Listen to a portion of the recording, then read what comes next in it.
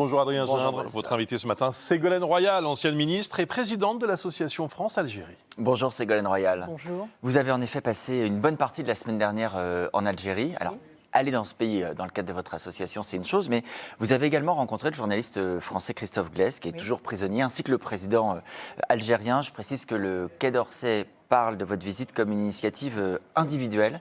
Pourquoi donc vous êtes emparé de ce dossier? Vous considérez que la diplomatie française, le ministre, ne sont pas à la hauteur dans le dossier de notre compatriote Christophe Glaise? J'ai accepté ça, j'ai pris cette initiative d'ailleurs en tant que présidente de l'association d'amitié France-Algérie à laquelle je viens d'être élue. Ils sont venus me chercher, je n'ai rien demandé, ils sont venus me chercher parce que je pense qu'ils avaient en effet des difficultés pour agir. C'est une association qui a été créée en 1963, juste après la guerre d'Algérie, par Germaine Tillon, sous la houlette du général de Gaulle, et qui a dans ses objectifs le dialogue, la compréhension, l'écoute et la recherche de solutions d'avenir. Donc je suis allée pour dialoguer, pour écouter, pour observer et pour chercher des solutions d'avenir. Et pour rencontrer Christophe Glaise, je le redis, notre compatriote, ça veut dire qu'aujourd'hui, il n'y a pas le dialogue nécessaire pour permettre sa libération? Aujourd'hui, tout est rompu. Vous savez, tout est rompu. Non seulement les relations économiques avec des exportateurs qui souffrent, par exemple dans le domaine agricole, les céréaliers, les exportateurs de bovins, toutes les exportations ont été interrompues. Les relations diplomatiques ont été interrompues puisque les ambassadeurs ont été rappelés. Les relations consulaires qui permettent de contrôler justement les mouvements migratoires, on y reviendra peut-être, ont été aussi extrêmement fragilisées puisque des personnels ont été retirés des consulats. Vous l'imputez au pouvoir algérien ou vous le reprochez à la diplomatie française? Je pense qu'il ne faut pas opposer les uns les autres. Si je commençais, moi, à avoir un discours de conflit, je ne serais pas dans mon rôle. Ma conviction profonde, pour bien connaître cette histoire et pour avoir écouté, justement, et essayé de comprendre, c'est que la France et l'Algérie ont une histoire commune douloureuse. Et que cette histoire commune douloureuse, notamment les conséquences dramatiques et de la colonisation, n'ont jamais été reconnues. Mais vous avez fait le choix, Ségolène Royal, de rencontrer le président algérien Abdelmadjid Tebboune. Ça vous a été reproché. Il y a quelques jours encore, Boualem Sansal, qui lui-même a été récemment libéré, disait c'est un régime qui s'est beaucoup radicalisé, qui est dans une guerre contre la France. Est-ce que vous avez rencontré à Alger un président algérien qui est dans une guerre contre la France? Écoutez, c'est pas sérieux de dire cela. Pourquoi c'est pas sérieux? La démonstration est là. Tous les pays s'entendent avec l'Algérie, l'Italie, l'Espagne, l'Allemagne, qui vient de signer un contrat d'hydrogène vert exporté vers l'Allemagne. Tous les pays s'entendent avec l'Algérie et pas la France, alors que c'est nous qui avons l'histoire commune la plus douloureuse, je l'ai dit, mais aussi la plus imprégnante de nos deux communautés. Nous avons la Méditerranée en patrimoine commun.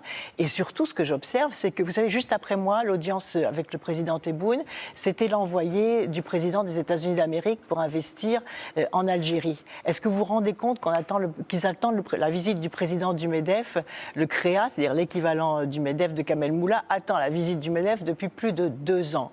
J'ai rencontré l'ensemble des entreprises françaises qui sont là-bas. Il y a Total, il y a Engie, il y a Sanofi. L'Algérie est maintenant autonome en consommation de médicaments à 80%. Donc ce pays a énormément évolué et beaucoup de Français et beaucoup de responsables français, parce qu'ils exploitent politiquement cette fracture, ne veulent pas comprendre que l'Algérie a beaucoup évolué, que c'est un pays aujourd'hui qui investit, qui exporte et tous les pays sont là pour investir dans ce pays, sauf la France. C'est quand même extravagant. Dans les visites justement qui sont en suspens, il y a notamment celle du ministre de l'Intérieur français, Laurent Nunez. Il a dit qu'il irait sur place, mais il dit attendre d'Alger des bougées très forts sur notamment 2 sujets, la reconduite des Algériens en situation irrégulière et justement la situation de notre compatriote Christophe Glaise. Il a raison d'attendre ces gestes ou vous lui dites allez-y, allez-y tout de suite? Il faut y aller. Mais c'est évident. Parce que quand on pose des conditions, c'est qu'on ne veut pas y aller. Donc il est encore sous la coupe peut-être de l'influence de son prédécesseur, de Bruno Retailleau. Il faut que le ministre de l'Intérieur aille sur place. Il est attendu. Et figurez-vous que j'ai parlé des OQTF au président M. Tebboune. Je lui ai dit, pour les OQTF, est-ce qu'on peut faire davantage? Il m'a dit, mais que M. Nunez vienne, comme il l'avait dit, alors qu'il a annulé son déplacement.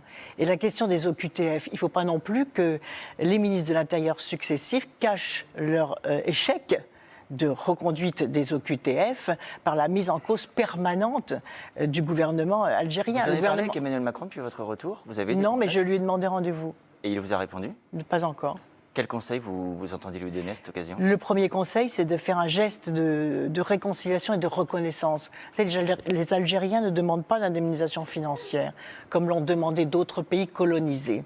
Les autres pays colonisateurs ont fait cette reconnaissance, ont fait cette demande de pardon. Donc la Belgique l'a fait, l'Angleterre l'a fait, Il avait dit l'Allemagne en l'a 2017 fait. la colonisation était un crime contre l'humanité. Il avait eu des mots très forts avant même d'être président. C'est ça. Il avait eu des mots très forts. Il avait noué une relation particulière avec le président Tebboune. Et ensuite, il a complètement changé. Et ça a été douloureux pour les Algériens. Ça a été pris comme une trahison, d'une certaine façon. Ségolène Royal, tout ce que vous nous dites là, quand on est président d'association, bon, on peut le faire, mais là, vous parlez au-delà. Vous parlez comme quelqu'un qui se situe au niveau du président de la République. Est-ce que vous êtes en train, là aussi, de préparer une nouvelle campagne présidentielle en 2027? Est-ce que vous entendez dans cette campagne porter une voix de la France différente de celle qui est portée aujourd'hui? Vous savez, je ne pense pas que ça soit rentable aujourd'hui politiquement de s'occuper de l'Algérie. Hein. Donc si vraiment j'avais des visées électoralistes, c'est vraiment pas ça que je ferais. D'ailleurs, c'est ce qui explique peut-être beaucoup de lâcheté, beaucoup de silence de la part de la classe politique. Il est évident que nous devons cette réconciliation aux jeunes générations, des deux côtés qui sont des deux côtés des deux rives, et qu'aujourd'hui, il faut bien prendre conscience que l'Algérie évolue, que les partenariats arrivent et qu'un jour, il sera trop tard pour la France pour nouer ces partenariats parce que les places seront prises et parce que l'Algérie aura attendu longtemps ce geste de réconciliation qui devrait commencer par la restitution des objets culturels volés. On rend ce qu'on a volé. Pourquoi c'est si difficile? On rend les produits, les effets personnels de l'émir Abdelkader. On rend le canon d'Alger qui est à Brest. On rend les archives, ce qui a été promis. Il y a une convention qui a été signée pour la restitution des archives. Ça n'a pas été fait. On rend les dépouilles humaines qui sont conservées au musée de l'Homme pour qu'elles soient correctement inhumées. Ségolène Royal, je voudrais également vous entendre sur une proposition qu'on évoquait tout à l'heure, le MEDEF, qui propose la création d'un CDI qui pourrait être rompu sans motif pendant les premières années pour lutter contre le chômage des jeunes. Ça rappelle un peu le contrat première embauche de Dominique de Villepin. Qu'est-ce que vous en pensez? Est-ce que c'est une solution à considérer? Je pense que c'est infaisable. C'est la politique, c'est aussi avoir la mémoire des choses. C'est infaisable. Pourquoi c'est infaisable? Parce que la situation de la jeunesse aujourd'hui est en grande difficulté. Donc rajouter une louche sur leur précarité, sans prendre en considération la globalité de la situation de la jeunesse, qui est aujourd'hui en grande souffrance. Vous savez que les tentatives de suicide n'ont jamais été aussi élevées. Il y a une anxiété de la jeunesse. Je viens d'écrire tout un livre là-dessus, Qui va garder nos enfants, où je décris la question de l'anxiété de la jeunesse parce qu'on vit dans un monde de chaos, de conflits. Ils se demandent pourquoi les adultes n'arrivent pas à leur construire un monde de paix. Et ça vaut aussi pour l'Algérie. C'est pour ça que ça s'inscrit dans un débat fondamental pour la paix et la réconciliation. Et puis parce qu'il n'y a plus de perspective enthousiasmante sur l'avenir de ce pays. Donc c'est ça qu'il faut reconstruire, c'est leur redonner un horizon enthousiasmant et lutter contre la précarité. Je pense en particulier à l'accès au logement, mais aussi, regardez, pour les étudiants, à l'accès à l'alimentation et à la sécurisation des parcours de formation et des parcours professionnels. Merci beaucoup.